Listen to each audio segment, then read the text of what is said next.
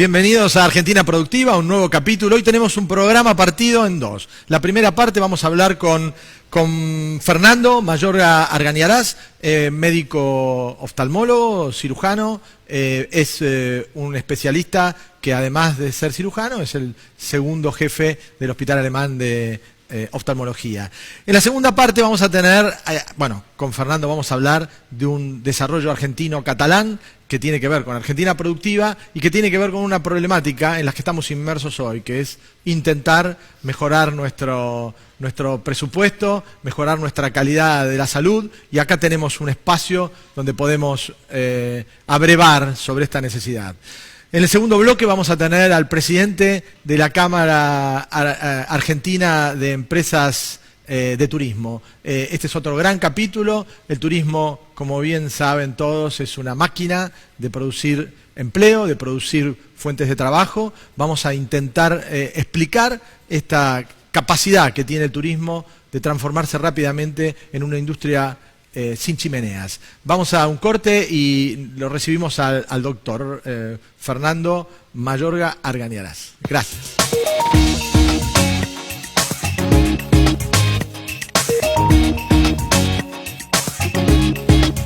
Bueno, acá en el piso, obviamente con Horacio Ricciardelli, a mi izquierda, nuestro amigo co-conductor de este programa y de este desafío, que es Argentina Productiva, donde tratamos de mostrar que existe un horizonte interesante para nuestro país y tiene que ver con estas cosas que, por ejemplo, vamos a tratar hoy. Gracias, Fernando, por acompañarnos. Espero que podamos en este espacio de programa poder dilucidar algunos aspectos que tienen que ver con esta innovación argentina catalana, con el aporte desde Mendoza de Roberto Saldívar en la parte del software. Es un producto de hardware software, es un producto argentino que funciona en todo el mundo y que en Argentina está en una etapa embrionaria y vamos a tratar de ver por qué. Bueno, gracias por acompañarnos. Por favor. ¿Podés contarnos un poco qué hace el equipo y tratamos de empezar a entender este problema? Bueno, el equipo se llama HD Analyzer y el nombre ya nos da una pauta de para qué sirve. O sea, evalúa la calidad de imagen que recibe el ojo del paciente. Nosotros en el consultorio habitualmente estamos acostumbrados a medir cómo ve un paciente en base a una escala de Snellen, que son las famosas letritas que van bajando en tamaño y que se dividen en décimas. Cuanto más chiquita es la letra, más décimas de agudeza visual tiene el paciente. Sin embargo, hoy en día el avance de la cirugía refractiva ha hecho que no solo tengamos que darle cantidad de imagen al paciente, sino calidad de imagen. El HD Analyzer, que fue originalmente diseñado en Cataluña por Pablo Artal, tiene además un software que lo hace más completo todavía, hecho por Roger Saldívar, el hijo de Roberto, que permite evaluar el film lagrimal. Entonces, este aparato es clave para cuando uno está por operar a un paciente, ya sea con excimer láser, o cuando está por operar a un paciente cambiándole el cristalino por un cristalino trifocal para que pueda ver de lejos, de medio y de cerca, sin necesidad de usar anteojos, y evaluar qué calidad de imagen trae el paciente y cómo mejora esa calidad de imagen después de operado. A su vez, el film lagrimal es clave porque es la primera barrera que tiene el ojo con la imagen, o sea, con el objeto que está observando. Está antes de la córnea. Entonces, poder cuantificar si esa lágrima es muy buena, regular o mala, y a su vez modificarla con un tratamiento previo a la cirugía para lograr el mejor resultado, es la clave de este equipo. Hoy, ¿cómo decide un oftalmólogo una operación de cristalino por algún problema, por ejemplo, el principio de una catarata? ¿Este equipo lo mide con una escala? Claro, este equipo te puede dar una idea de cuánta aberración produce esa catarata en la imagen que percibe el paciente. ¿Y hoy cómo hace el oftalmólogo? Actualmente y históricamente siempre nos hemos manejado por cómo vemos nosotros la catarata en el ojo del paciente, cómo ve el paciente y cómo descartamos otras patologías que podrían ser intercurrentes con esa catarata. Pero es algo muy subjetivo, por decirlo de alguna manera. Es decir, es el médico diciendo, bueno, esta catarata para mí es significativa y debería operarla porque la veo muy densa. El paciente diciendo, veo muy mal, me gustaría mejorar mi visión, pero no hay un número, no hay un índice como para decir, bueno, este paciente tiene este grado de opacidad. Eso es lo que da los diferentes parámetros que nos brinda el HD Analyzer, es decir, parámetros objetivos de aberración de imagen que está recibiendo el paciente. Recibí información de la empresa, esta empresa innovadora, que obviamente tiene una pata argentina, respecto de cómo se instala esto en el mundo. El proyecto más significativo o para parametrizarlo de alguna manera con lo nuestro, es el fenómeno de este equipo en España. Cómo la salud española, especialmente la que atiende la tercera edad, los médicos que deciden en estos pacientes de tercera edad, cuándo se va a operar o cuándo el Estado paga esta operación, lo define este equipo en España y es obligatorio. Esto a mí me parece, no sé cuál será tu opinión, que también le quita responsabilidad pesada a los médicos que lo están evaluando desde un punto subjetivo y que de esta manera tienen un parámetro que está apoyado, además debe tener algunos conflictos legales también, ¿no? Porque un médico lo ve de una manera y el otro lo ve de otra. Por supuesto, digamos, como toda tecnología, sirve y apuntala las decisiones que tomamos por nuestra experiencia clínica y por, digamos, lo que estamos percibiendo, lo que estamos viendo frente al paciente. Yo no sé si va a tener que intervenir entre la decisión de operar o no un paciente de cataratas, porque hay otras variables, además de la imagen, que pueden llevar a tomar decisiones, cristalinos intumescentes, cristalinos subluxados, pero que es una ayuda invaluable, por ejemplo, para aquellos casos en los cuales hay dudas, por supuesto que sí. Y también para lo que se está empezando a poner de moda, que es extraer el cristalino cuando todavía no está opaco, para reemplazarlo por un cristalino artificial. Ese paciente tiene que tener un ojo en perfectas condiciones. Y este aparato, con el software que creó y diseñó Roger Saldivar, realmente nos da una pauta sobre cómo estaría funcionando el film lagrimal, que es clave para este tipo de cirugías. En este caso, en cirugías reparadoras o para mejorar la vista o para no tener la posibilidad de no usar lentes, los estados, en el caso que paguen estas operaciones, deberían decidir cuándo es algo que está en las espaldas del contribuyente y cuando no. Entonces, esta herramienta le permite al Estado decir si lo pago o no. Sé que en España ha tenido una particularidad y que los oftalmólogos españoles han sido beneficiados, porque el que se quiere operar para retirarse los lentes lo hace igual y lo pone en su billetera, digamos, ¿no? Entonces, es un beneficio porque el Estado le paga a un oftalmólogo seguramente mucho menos de lo que le puede pagar un particular, ¿no? Correcto, sí, es una línea de pensamiento extremadamente lógica, lo cual en un punto nos obligaría a todos los oftalmólogos a tener acceso a esta tecnología, digamos, lo cual no es fácil en este momento, no es fácil en este país. Yo creo que en la Comunidad Europea, que es, digamos, que tiene una disponibilidad de capital mucho más importante, puede llegar a ser una línea donde verdaderamente se diferencie al paciente que tiene cataratas de aquel que no, en base, entre otras cosas, a los resultados que dan los índices de este aparato.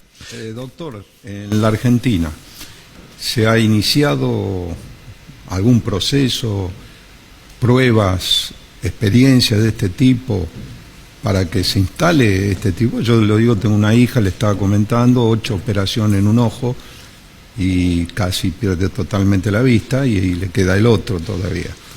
Y yo la primera vez cuando acá el chino me habla un poco de este tema, tomo conocimiento. Por eso pregunto, ¿en la Argentina hay posibilidades? ¿Cómo lo ven? Porque el chino tiene razón, lo enfoca también desde un punto de vista economicista, para el PAMI en este caso, que el poder rap, porque las cataratas que yo son más bien de problemas, y usted como oculista lo sabe, de la edad y de muchos años de envejecimiento lógico. Entonces, pero a veces no pasa por ahí. No sé, ¿cómo está conformado? ¿Qué hay iniciado en la Argentina? Digamos, han entrado en ese mercado, digamos, de los médicos son parte de los Horacio, oftalmólogos, te ¿no? cuento un poco. El doctor, nosotros lo invitamos como un especialista, ¿no? Bien. El doctor no está involucrado con el equipo, es un usuario, ¿sí? Lo invitamos para que nos explique cómo funciona el equipo. Desgraciadamente. Desgraciadamente, sí. Bueno. Desgraciadamente no estoy involucrado. No, No tengo conflictos de interés con el aparato. Soy un Es fan usuario. soy usuario y la verdad que me gusta ¿y mucho. el resultado? El resultado es muy bueno. Lo que pasa es que Bueno, eso es la valioso. oftalmología argentina, digamos, tiene tremendas otras prioridades antes de llegar a este nivel de excelencia. Que en un futuro, digamos, a mediano o largo plazo, contemos con esto como el arsenal típico, está muy bien. Pero la verdad es que, como oftalmólogo, yo sé que hay otras cosas que son prioritarias a llegar a este tipo de tecnología. Que para la población ABC1 es una excelente herramienta. Sí. Sí, señor, por supuesto. Acaba de ponerse, digamos, a funcionar en diferentes lugares del país, pero todavía no está nomenclado, es decir, no hay ninguna obra social o prepaga que lo tenga dentro de su nomenclador. A futuro sería genial que todos tuvieran un HD Analyzer, pero por supuesto que sí. Pasa que hay miles de prioridades a lo largo del país y en diferentes estratos sociales donde una lámpara de hendidura es valiosa, donde un oftalmoscopio binocular indirecto, donde un microscopio de cirugía, de un aparato de facomulsificación, que son todas cosas medias raras, pero que son sumamente básicas comparado con esto, pero sumamente necesarias. O sea que esto está genial, pero estamos lejos de poder considerarlo como algo de prioridad número 1, digamos. Ahí voy a disentir un poco con el doctor porque PAMI opera 4.000 personas por mes, 4.000 beneficiarios de PAMI. Esta operación de extracción de cristalino no tiene sentido mucho especificar cuánto, pero va entre $1.000 y $2.000. Eso es lo que le cuesta al Estado, ¿sí? Multiplicado por 4.000, multiplicado por 12 meses, estamos hablando del déficit del PAMI. Lo que pasa es que lo que se le paga al médico es mucho menos. Es mucho menos, pero una operación termina costando eso. Lo que se le paga, digamos, al médico por, digamos, el módulo de llevar adelante la cirugía de catarata con insumos y todo, es menos, Bueno, muchísimo pero menos. toda esta operación cuesta más o menos, está sacado en el número de la información disponible en los medios y de alguna manera está construida, pero la dimensión, en función de la tamaña cantidad de intervenciones, es gigantesca. Este equipo, y ahí bueno, el doctor me va a acompañar en el análisis, permite definir de 1 a 10 un rango donde determina que realmente la operación es necesaria porque se impide la falta de visión. En el caso de España, determinan 2,5 puntos de la escala de 10 para sostener desde el Estado esta operación. Hay cálculos en Argentina, y son disponibles también, de que esto se realiza en un 60%, 50, 60% por abajo de este indicador. Esto significaría que el Estado se podría ahorrar el 60% de ese presupuesto y destinarlo, como bien dice el doctor en oftalmología, a otras herramientas también muy necesarias. Estamos hablando de casi el presupuesto de déficit de PAMI, ¿no?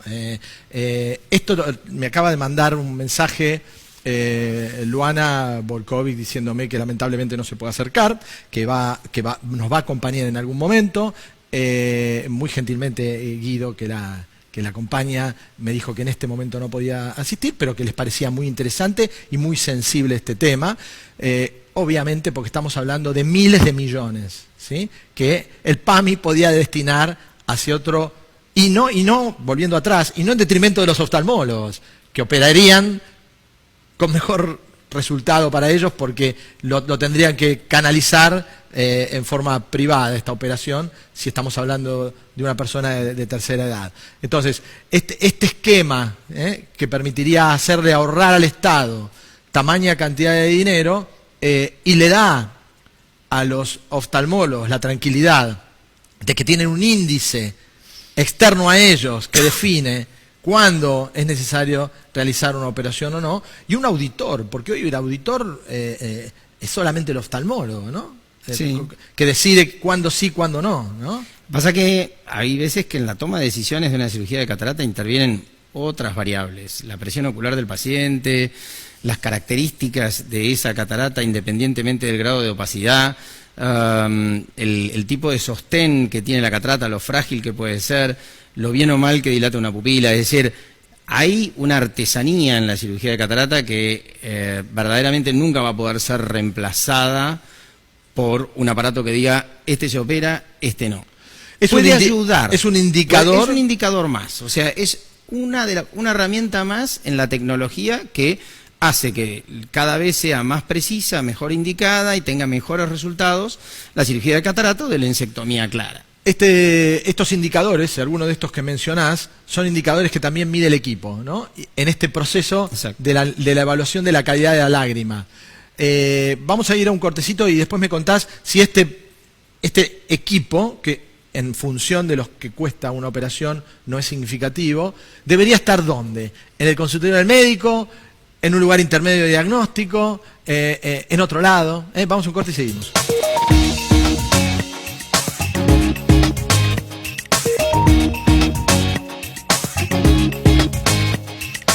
Bueno, de nuevo acá en Argentina Productiva con este tema que es interesante porque hay mucha necesidad, ¿no? Nosotros tenemos graves problemas para atender a nuestra tercera edad en aspectos que tienen que ver con la salud. Yo tengo una madre de 93 años, ¿no? Ella, uno de los principales problemas que tiene que atender es su salud. Es como prioritario para ella, su familia y su salud, ¿no?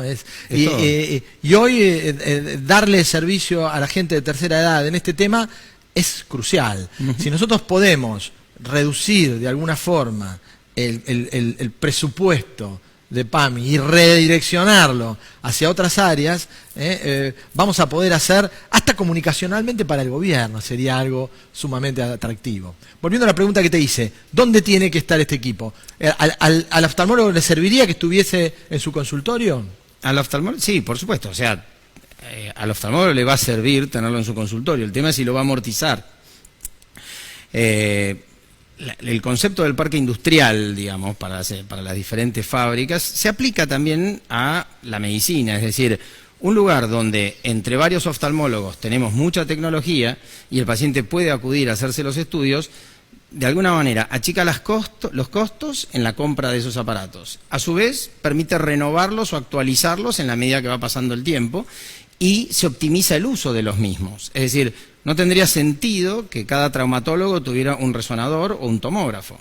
Todos bien sabemos que esos aparatos tienen un costo donde realmente se amortiza si se usa en forma frecuente y por varios profesionales. Yo creo que esto, como todo, siempre habría que tenerlo funcionando entre varios profesionales. Y con respecto a eso, también está el hecho de poder utilizarlo para diferentes cosas. Por ejemplo, no es solamente para la opacidad del cristalino. Tiene un programa que evalúa cómo están las glándulas de meibomio, se llama meibomiografía. Y eso tiene que ver con el ojo seco del paciente, con la producción de secreciones y de caspa en el borde de las pestañas, que es una patología bastante frecuente después de cierta edad y que trae inconvenientes asociados a todo lo que tenga que ver con cirugías de superficie.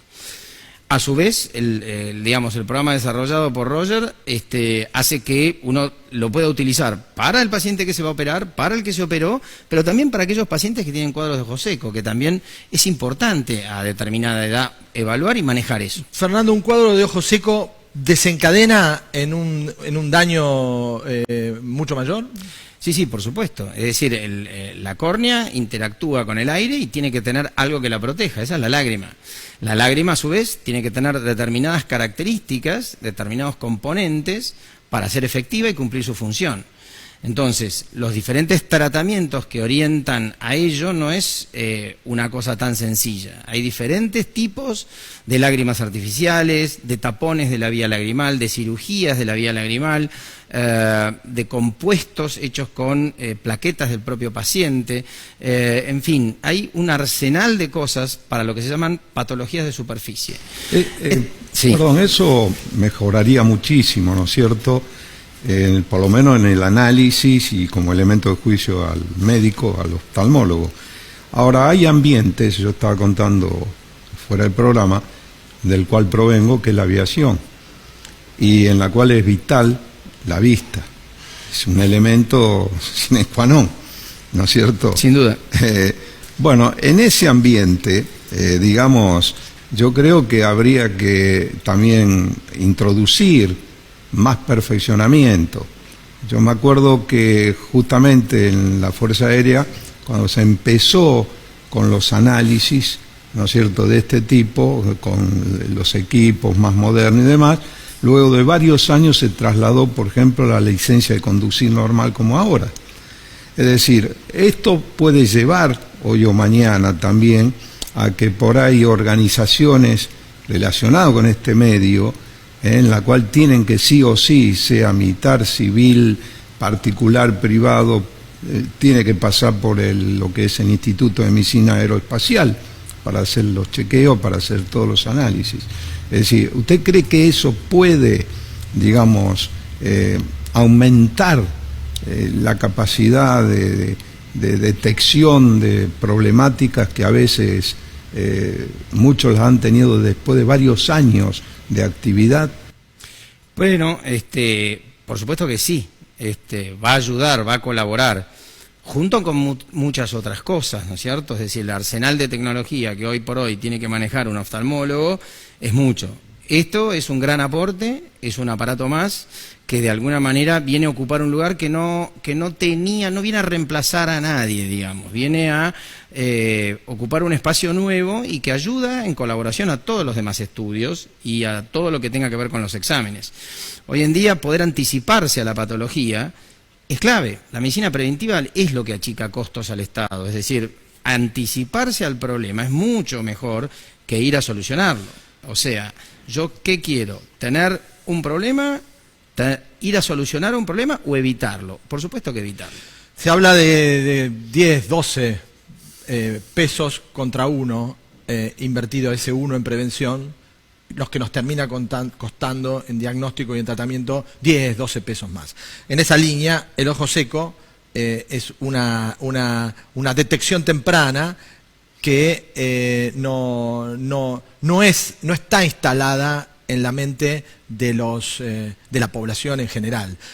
Nosotros hicimos un lanzamiento el año pasado de un producto, es Biodrop, que lo hice con Roger y con Roberto, una gota oftálmica, y tuve la posibilidad de en una feria utilizar el equipo. Y tuvimos algo muy particular que a mí me llamó mucho la atención, un empleado de la compañía en la que hacíamos el lanzamiento. Esto fue un lanzamiento cooperativo con muchas partes involucradas.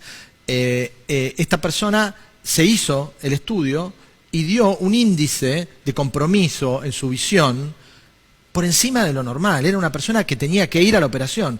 Y fue un hallazgo. O sea, ese hallazgo, en lo que tiene que ver con el ojo seco, debe ser algo común, ¿no? Uno en una farmacia se tendría que poder hacer este análisis de la calidad de la lágrima y uno podría gratuitamente quizá tener un diagnóstico que le termina costando al Estado mucho menos dinero que si lo detecta después cuando ya tiene una lesión que va a una cirugía o es irreparable. O sea, este concepto se extiende a lo oftalmológico, a cualquier otro aspecto de la medicina. Invertir en prevención es mucho mejor negocio que invertir en tratamiento, en diagnóstico y tratamiento. Además, los diagnósticos son tan caros como los tratamientos después.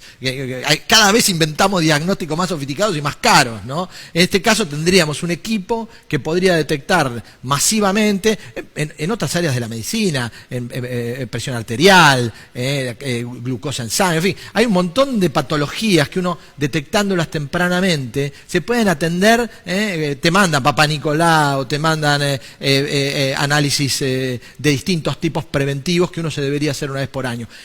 deberíamos tener un equipo como este que nos dé una vez por año un estado de nuestra lágrima, por ejemplo, ¿no? Sí, un oftalmólogo al comando de esto. Es decir, la clave es el control oftalmológico anual, donde el médico decide, bueno, este paciente necesita, para no hacer abuso tampoco de la tecnología y de sobreindicar estudios. O sea, este paciente necesita este y este otro necesita tal y tal, pero necesitas un técnico que te diga cómo jugar en la cancha de la oftalmología, digamos. Hoy, yendo a lo que decía Horacio, hoy vas a sacar el registro, te ponen delante una pantalla, te hacen leer unas letras, no hay más nada. No, hay un aparato ahora que te hacen ver leer la profundidad, la intensidad. Te hacen leer unas letras que están si sos detrás. daltónico o no. No, sí, te miden daltonismo y te miden la distancia de visión. Es el test de Ishihara y pero nada más. Snellen, claro, nada más. No hay más nada. Entonces, esto permitiría decirle al tipo, mirá, tenés tal problema, tenés tal otro, anticipate. Sí. Es un momento donde lo agarrás a la persona, aunque sea cada 5 años, y le decís, flaco, mirá, acá tenés un tema. Atendelo, porque si no después va a ser caro para vos y caro para nosotros también. Estoy de acuerdo, hay determinados aparatos, como por ejemplo el tonómetro de aire, donde el paciente apoya perifrente y ya inmediatamente le dice qué presión ocular tiene. Claro. Hay otros aparatos que pueden mirar el fondo de ojo y sacar una fotografía, y entonces un oftalmólogo puede determinar si tiene patología o no en la retina. Pero estamos hablando de una medicina y de un primer mundo al cual queremos acercar. Pero Fernando, nosotros, yo siempre digo, los pobres tenemos que tener autos 0 kilómetros, porque no tenemos plata para arreglarlos. Nosotros somos pobres. Hoy pagar un peso es mejor que pagar 12. Nosotros tenemos que tener. La gente que tiene mucha plata no le importa, porque después se pone ojo nuclear y se acabó. Pero nosotros no podemos ponernos ojo nuclear. No. ¿Sí? Nosotros tenemos que... ya se fue. Claro, bueno, es una forma... dónde están? Avísame, porque ya mismo los empiezo a vender, olvídate. Luana Volkovich tiene este proyecto en sus manos, está en buenas manos, es una persona muy inteligente, se mostró muy entusiasmada. Esperemos tener la misma respuesta que tienen los demás países del mundo en nuestro país, dado que este invento es un invento de alguna manera también argentino. Por eso lo tenemos en Argentina Productiva. Muchas gracias, gracias por acompañarnos, gracias por venir y estar las puertas abiertas para este u otros proyectos que tengan que ver con Argentina Productiva. Genial. Bueno, nos vamos a un corte y esperamos a nuestro próximo invitado.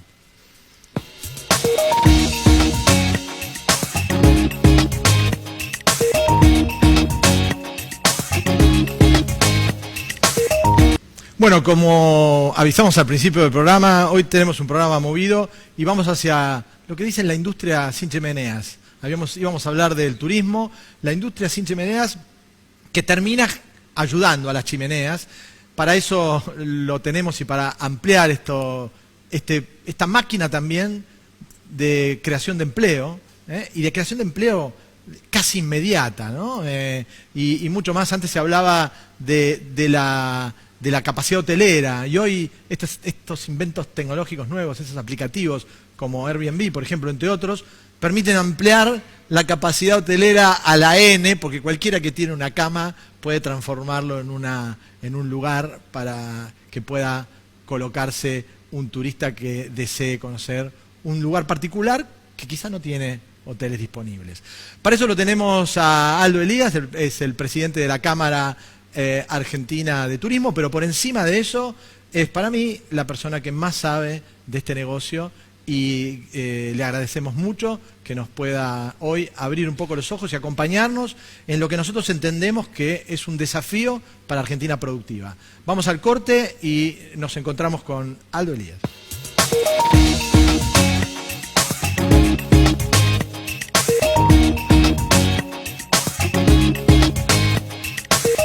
Bueno, muchas gracias Aldo por acompañarnos. Es un desafío para nosotros porque inicialmente en Argentina Productiva entendimos que el desafío es crear empleos. Y dentro de crear empleo, que tiene que ver con la producción, lo que en la industria y en el campo y en los servicios, se habla de producción y capacidad productiva y tener costos competitivos. En el turismo se replica. Yo sostengo que es tanto o más importante que la producción el conseguir clientes. y los clientes después te ayudan a dimensionar esa producción. Tener precios competitivos, si no tenés clientes, no, por algunas circunstancias y circunstancias políticas también, te impiden poder crecer y poder tener un lugar y crear estos empleos que son tan necesarios para nuestro país. No sé si coincidís conmigo. Sí, plenamente. La realidad es que el turismo es una de las industrias que más empleos va a proporcionar a los países y tiene algunas comparaciones que son asombrosas. Por cada $1.000.000 invertido en la industria automotriz, por ejemplo, se genera un puesto de trabajo, mientras que en la industria del turismo se generan 13 puestos de trabajo por cada $1.000.000. Así que imagínate la importancia que tiene hacer del turismo una política de Estado y trabajar en función de eso, desarrollar el país para que sea un país de turismo receptivo, un poco copiar modelos como lo han sido Portugal, España, Grecia, Francia, es decir, países que tienen realmente al turismo en primera línea de sus actividades económicas y países que han sabido aprovechar las enormes ventajas que tienen a la hora de enumerar las riquezas turísticas que disponen. Un caso similar al de nuestro país. Argentina es fuerte en agricultura y en ganadería y nadie cuestiona eso. Nadie se imagina que Argentina no fuese un país de agricultura y ganadería. También lo mismo hacia lo que es el petróleo y el gas, la producción de petróleo y la producción de gas, y después el turismo.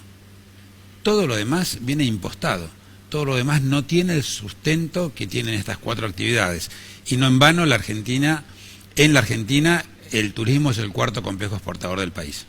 ¿Coincidís conmigo que lo que se necesita para que el turismo despegue de una forma exponencial no es tanto inversión, sino estrategia? Es de todo un poco.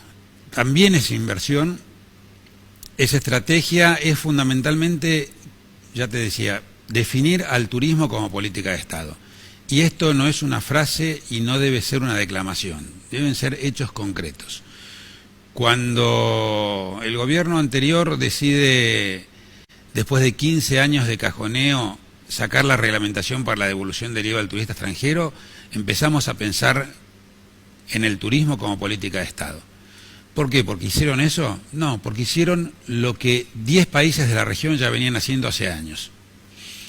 Cuando decide promulgar la ley del ordenamiento de feriados, produce exactamente lo mismo. Hasta que esa ley salió, cada fin de semana largo, cada feriado que había en el país, era una discusión entre educación, comercio y turismo, a ver quién se beneficiaba y quién se perjudicaba con esta operatoria.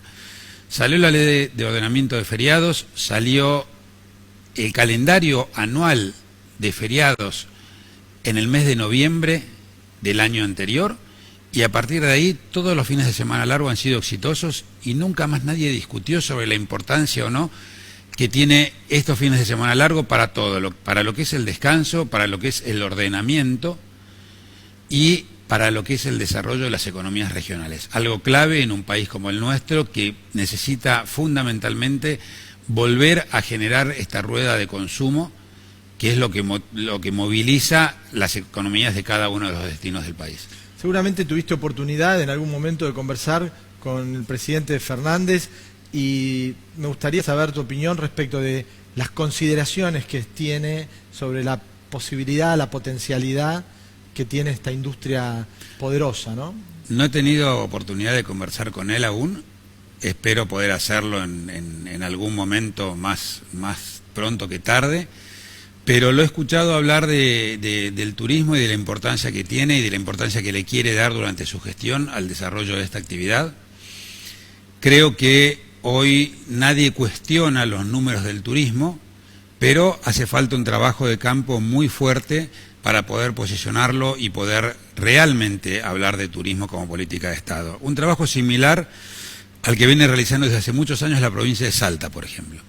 La provincia de Salta tiene un plan turístico que a lo largo de los últimos 20 años, a pesar de los cambios de gobierno, nadie ha alterado la esencia del plan, sino que se han incorporado cuestiones para ir mejorándolo, para ir ayornándolo, pero siempre siguiendo una línea de trabajo y una línea que se estableció allá por los años 90, en la época del gobernador Romero, y que al día de hoy han demostrado el éxito que ha tenido y el crecimiento, y comparativamente, vos fijate lo que significa Salta, que tiene al lado Jujuy y a Tucumán, y recién estas provincias empiezan a incorporarse al mapa turístico e empiezan a seguir el ejemplo de su hermana mayor, pero han sido años de trabajo y años de diferencia que ha sacado Salta. Como Salta, hoy hay 2 o 3 o 4 provincias que empiezan a crecer con esa concepción, unas Misiones, con un crecimiento muy fuerte en Iguazú de turismo receptivo, fundamentalmente nacional, pero siendo el tercer destino del país en recepción de turismo internacional. Otra provincia que ha trabajado muy bien y que está realmente siguiendo el camino de Salta es Mendoza, que ha tenido un desarrollo muy fuerte y que ha promocionado productos nuevos y lo ha hecho con muchísimo éxito. Y después hay provincias que se han incorporado al desarrollo turístico y a la oferta turística del país. Entre Ríos, San Juan, Catamarca, son provincias que tienen un potencial espectacular, turísticamente hablando, y que se están incorporando poco a poco a esta oferta que tiene que tener un país como el nuestro. ¿Coincidís que la falta de infraestructura hotelera, la que se puede alcanzar con desarrollo, no es una limitante? Porque no hubo tanta inversión hotelera en algunos de estos lugares que vos mencionás, y así todo se pudo avanzar. Se pudo ocupar y tener una tasa de ocupación alta y estimular a que otros inversionistas lo vieran atractivo. Primero conseguiste la oferta y después la atendiste, ¿no? Sí, sin duda. Lo principal es desarrollar el objeto de la oferta.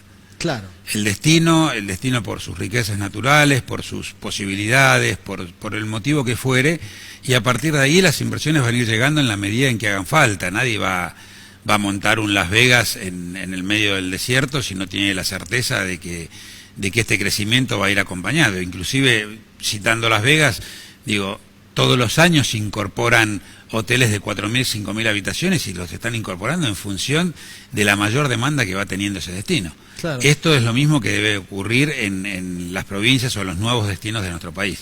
Hay una concepción integradora, transversal, que tiene el turismo, que quizá a mí me da la sensación, corregime, de que no se está entendiendo la sensibilidad de que traer un turista del exterior a Argentina es una forma de incorporarle a ese turista hábitos de consumo, conocimiento de productos, que después son reclamados cuando están instalados en la cabeza en su país.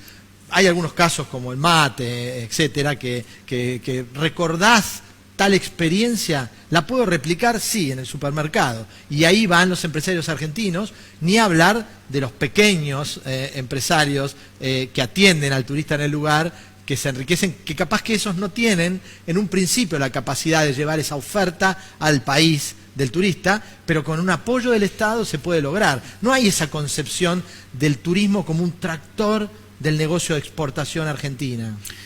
Bueno, vamos un paso para atrás.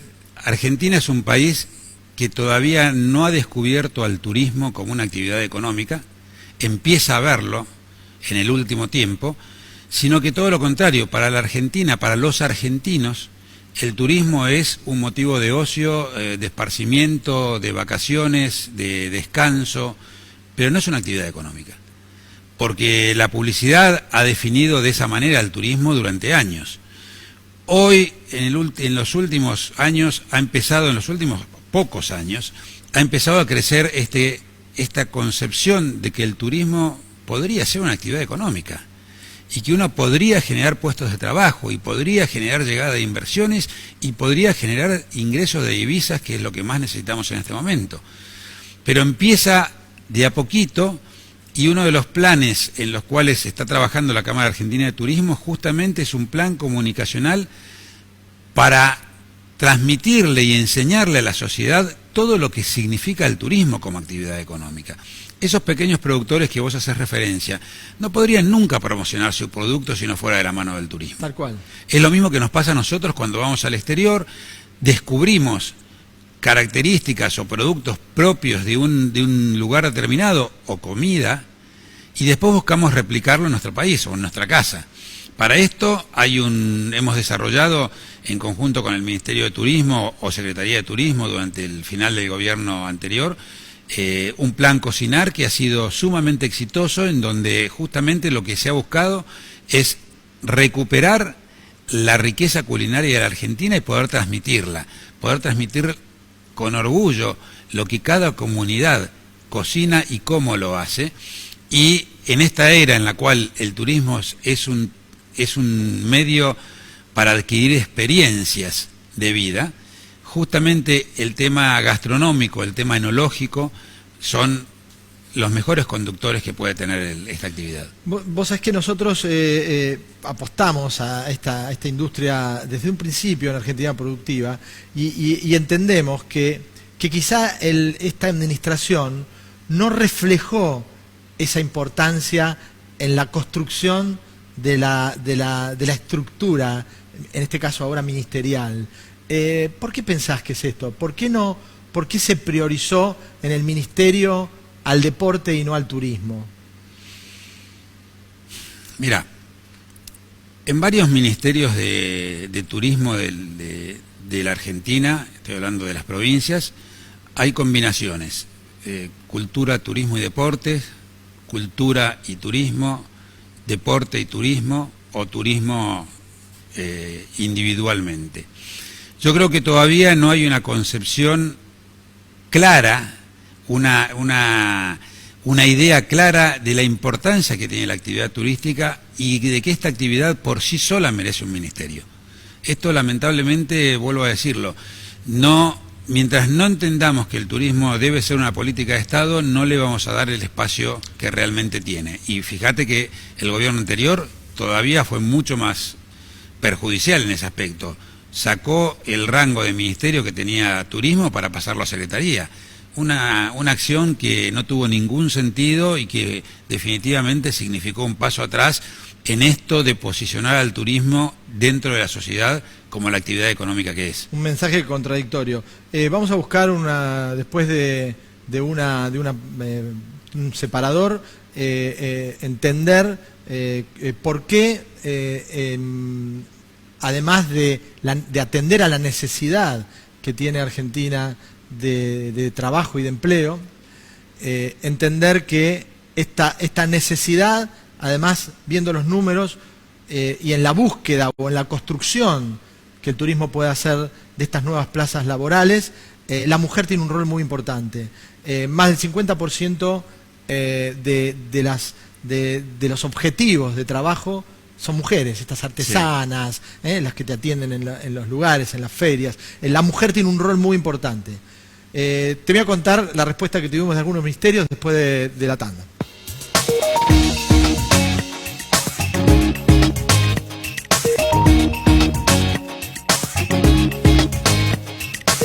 Bueno, de nuevo Argentina Productiva en esta etapa tan interesante que es entender, hacer entender la importancia del turismo.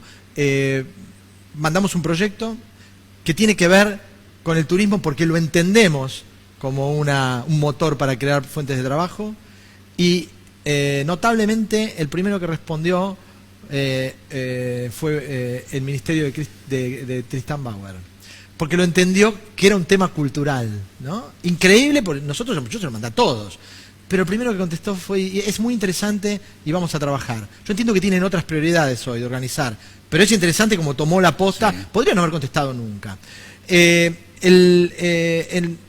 Discutiendo, a ver desde dónde podemos entrar al Ministerio de Turismo y el Ministerio de la Mujer, que también respondió rápidamente.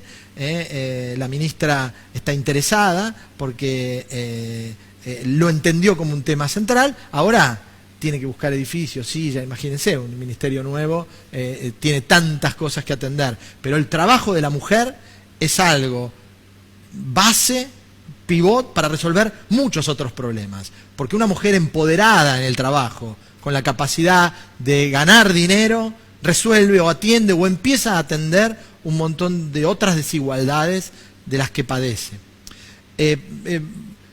¿Cómo podemos ayudar a esto? ¿Cómo podemos hacer entender a esta nueva administración que este trabajo transversal va a resolver, por lo menos en un principio, un grave problema que es la falta de trabajo? Mira, creo que hay muchas formas de ayudar. Una de ellas justamente es estar a tiro, estar a disposición de las necesidades que puedan tener. El gobierno acaba de asumir, tuvo que implementar una ley bastante compleja y controvertida. Tuvo que trabajar fuertemente en un periodo que fue entre el 10 de diciembre y el día de hoy, si querés, en todas estas cuestiones, atravesando las fiestas de fin de año de por medio. O sea, no fue un desembarco fácil en un país que está con una situación económica muy compleja, así que hay que darle tiempo para que se vayan acomodando cada uno en su silla y se pueda empezar a trabajar en línea a lo que cada ministerio necesita para desarrollar el área que tiene a su cargo. Con lo cual, creo que es una cuestión ya te digo, de estar presentes y de estar disponibles para poder trabajar en el mismo momento en que efectivamente eso ocurra. Vos estuviste ahora en España, ¿no? Sí. En la feria, y los índices de crecimiento del sector siguen siendo prometedores. Los índices de crecimiento del sector son prometedores. Yo te diría que una de las actividades que más va a crecer en los próximos años, y realmente es muy fuerte el interés de los europeos por la Argentina. Fuimos con un stand que superó en un 50% la cantidad de profesionales operadores que fueron de la Argentina el año pasado. Muchos ministros de turismo nuevos que también iban a conocer de qué se trataba la explosión que significa la exposición Fitur, la feria Fitur en Madrid, quizás la número 1 o la número 2 a nivel mundial, y un stand de Argentina que respondió a las expectativas y que encontró al ministro de Turismo, al ministro Lamens, en su primer gestión ante los organismos internacionales con una agenda completa. Los prácticamente 4 días que duró la feria realmente estuvo de reunión en reunión con una gestión muy, muy interesante, conociéndose con sus pares de los distintos países con los que ha mantenido reuniones, y dejando una idea de querer trabajar en esta actividad que es espectacular. Ahora tenemos un desafío nuevo, por lo menos entre otros, seguramente, que es la Feria Internacional de Dubái. Nosotros tenemos expectativa, lo tuvimos en el ciclo del año pasado, a Gustavo Bueno, y bueno, su hermana es la que dirige el pabellón español, ¿no? Qué interesante sería poder tomar la posta que está proponiendo España para integrar a toda la potencia iberoamericana, para decir iberoamericana, porque lo sumamos a Portugal, ¿no? y a Brasil, sí. ¿No? Toda esta potencia de alinear a través de España, que quiere reivindicar lo que en algún momento fue, ¿no? América fue un país solo al principio, con el mismo idioma, con la misma religión, con casi la misma cultura, con el peso más fuerte del planeta en ese momento. Y bueno, nuestros antepasados, consiguieron dividir todo, transformarlo en 20 países y nos encargamos del resto nosotros, con pocos acuerdos.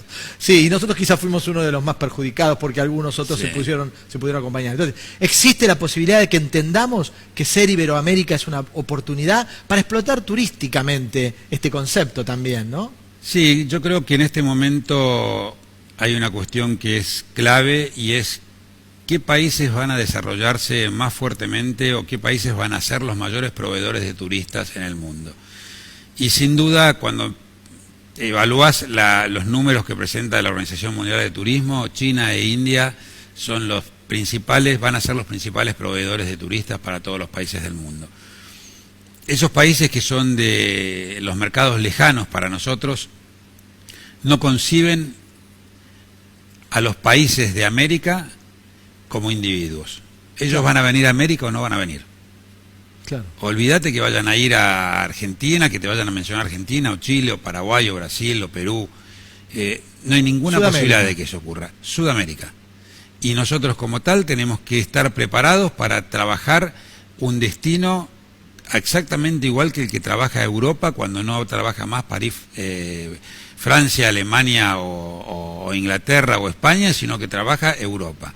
Esto es facilitación de visas, que con una misma visa puedan recorrer todos los países, que tengan un hilo conductor entre cada una de nuestras naciones que les permita a ellos planear sus vacaciones, sus viajes de 15 a 20 días por Sudamérica, y trabajarlo en forma de multidestino. Programas de turismo que involucren a varios países, que se puedan vender en forma conjunta. El año pasado hicimos una experiencia espectacular en la feria en ITB China, en Shanghai. Por primera vez en la historia, Argentina y Chile compartieron stand. Interesante. Y este año seguramente volvamos a repetir la experiencia, y si logramos hacer eso, vamos a ir con productos que sean de los dos países. Y la idea es poder desarrollarlo el resto. Estamos trabajando con un programa, un proyecto que se llama El Camino de los Jesuitas, que va a involucrar a Argentina, a Uruguay, a Paraguay, a Brasil y a Bolivia. Todo esto es un poco la línea que se viene, y la Feria de Dubái que hiciste mención, la gestión anterior con Quique Meyer como ministro de Turismo ya había participado en Dubái. La del ministro Santos no consideró a Dubái como una alternativa, y ojalá en este próximo escenario se pueda volver a ir a Dubái, porque es siempre interesante, es una potencia, y son muchos la posibilidad de tentar a que sus millonarios puedan venir a invertir a la Argentina es fuerte. Aprovechar esta inercia que tiene España, intentando volver a comunicar una cultura alineada, ¿no? Y como vos bien decías, América para muchos turistas es un destino. Quizá alineándonos con España podíamos tomar un camino. Espero que esta administración entienda que esa es una posibilidad. Esto que vos nombrás de trabajar en conjunto, yo tuve la oportunidad de vivir en Chile casi 3 años, en el sur, y los chilenos venden a la Patagonia como Patagonia chilena, pero no le dicen Patagonia chilena, le dicen Patagonia. O sea que es perfectamente compatible ese marketing que hacen al mundo con nuestra Patagonia, que es mucho más grande que la de ellos, y tan bonita, ¿no? Distinta y bonita, ¿no? Sí, hay un producto que tiene la provincia de Santa Cruz en el Parque Nacional Patagonia. Está el Parque Nacional Patagonia argentino y el chileno.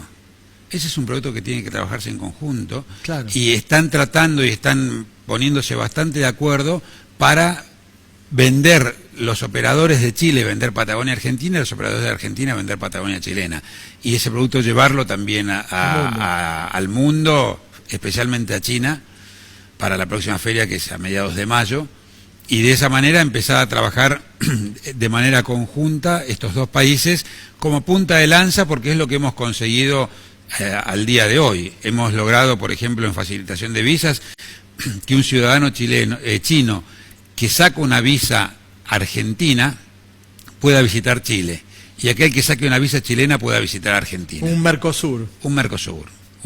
Brasil está muy interesado en sumarse a esta política, Uruguay también, así que no tengo dudas que quizás en mucho menos tiempo del imaginado podamos tener una facilitación a nivel por lo menos de lo que son las visas. Además tenemos algunos destinos que son comercialmente súper atractivos. Brasil y Argentina pueden vender mucho más eficientemente juntos las cataratas. Sí.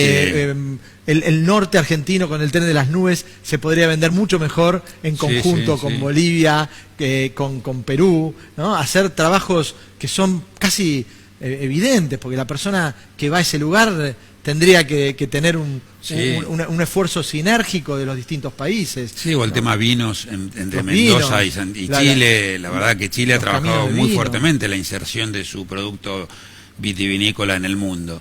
se han anticipado bastante a lo que ha hecho la Argentina. Hoy la Argentina viene recuperando terreno a pasos agigantados. Tiene un producto espectacular, porque la verdad que en materia de vinos Argentina es una verdadera potencia. Así que tenemos muchas cuestiones y mucha oferta turística compartida con distintos países de la región, con los cuales hacernos fuertes y salir a promocionar los destinos en conjunto. Vamos a un corte y te dejo picando una preguntita. ¿Qué te parece que tendría que hacer? 3 medidas, una pequeña receta, el gobierno actual para poder dar señales de que está entendiendo esta problemática y esta gran oportunidad.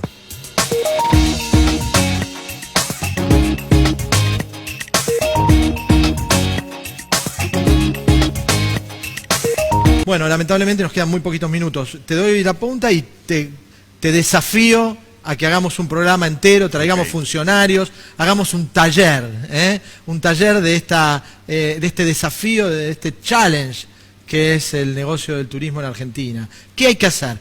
Si tuvieses acá al lado al presidente, ¿qué le dirías? ¿Qué 3 cosas tiene que hacer para entender este mensaje a la población y al exterior?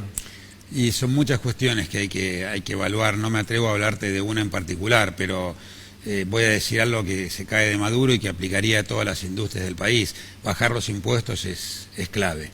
Nosotros en este momento somos competitivos, y esto es muy importante que se entienda, exclusivamente por la devaluación. Si no estuviéramos con estas fuertes devaluaciones, no seríamos competitivos y estaríamos afuera del mapa turístico del mundo. Porque hoy el turismo no compite más entre pares. Hoy los turistas salen a recorrer el mundo y van a aquellos lugares que son más accesibles. Entonces, como nos pasaba en el 2014 o en el 2013, hablábamos con los españoles y el español me decía: yo no voy a ir a la Argentina porque el pasaje me cuesta el doble que ir a Tailandia. ¿Y qué tendría que ver Tailandia con la Argentina? No, pero yo voy a hacer turismo, destino. Voy a recorrer el mundo, es un destino. Entonces voy a aquel país cuyas condiciones económicas me permiten llegar. Y ustedes o su país no es accesible para la mayoría de los europeos. Entonces, esta es una cuestión clave, es entender que el turismo tiene que ser la puerta de entrada de las divisas, y para que eso ocurra tenemos que ser competitivos. Es descabellado pensar de que podemos, a través de la línea de bandera que tenemos, estimular la llegada de pasajeros con tarifas competitivas, porque ese dinero te vuelve en el dinero que traen estos turistas que consumen mucho más estando en el lugar que pasaje, digamos. Sin duda, pero ahí te metiste con un tema que no lo quería mencionar porque iba a ser extenso, que es la conectividad. Con una línea aérea no podemos hacer nada, somos el 8º país en superficie a nivel mundial, estamos muy lejos de los principales destinos. Nosotros necesitamos la mayor conectividad posible para desarrollar esta Argentina. Y uno de los secretos del crecimiento de la oferta aeronáutica justamente es que los precios existan para todos. No nos sirve tener unas pocas líneas aéreas con tarifas muy caras, porque entonces vamos a ser el país, como veníamos siendo hasta hace poco, el país que menor ratio tiene de turistas volando por su destino. Vuela mucha más gente en Chile de la que vuela en la Argentina, por ejemplo. Conectividad, competitividad fiscal, sí. ¿Qué más?